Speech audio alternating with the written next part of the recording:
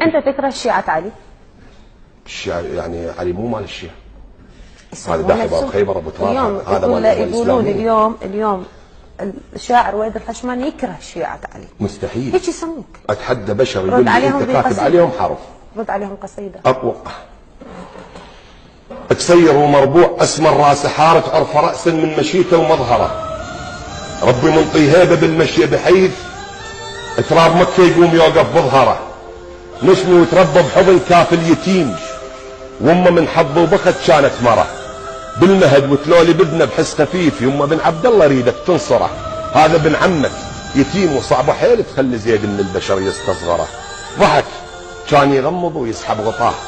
ورجع شاله وكان يلزم منحره، يعني يمه محمد بروحه ابتديه وباكر فاشي عليه يشتره، من صغر سنه فلا جالس جهال، وكان بس ويا الرجال مسامره، واثنين بس وياه كانوا يلتقون، وعلي جدمل غيرهم قط ما سرى، الضيعه تلقى يم عمر مرتع صباه، وزوج بنته وعضده وحزام ظهره، وابو بكر رويحته اللي من يغيب عن ساعه بابه يلزم سيطره، الشايل براسه عقل ما شاله غير انسان، الله براسه زارع جوهره، السالفه ما بيها شي من الدهاء كان يشطبها علي من الذاكره، تصور بمجلس اذا ينطق كلام تحس بذانك وشه من المغفره، وشريه بيهم واحد يسولف يقوم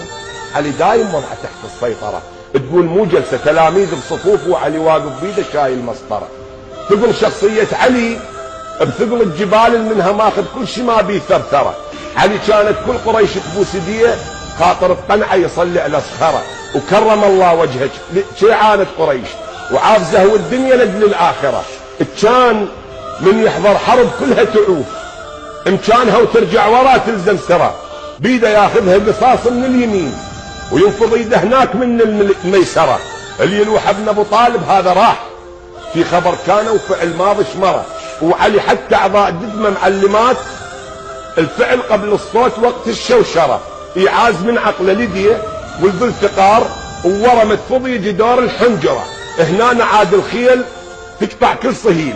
وتكف عن صلها السيوف المشهره، تسود حاله من الرعب بين الحشود، وشكو جندي يصير اذان صاغره، من يصيح بصوت امير المؤمنين انا الذي سمتني امي حيدره. بالعالم الاسلامي ليس للشيعه ولا للسنه.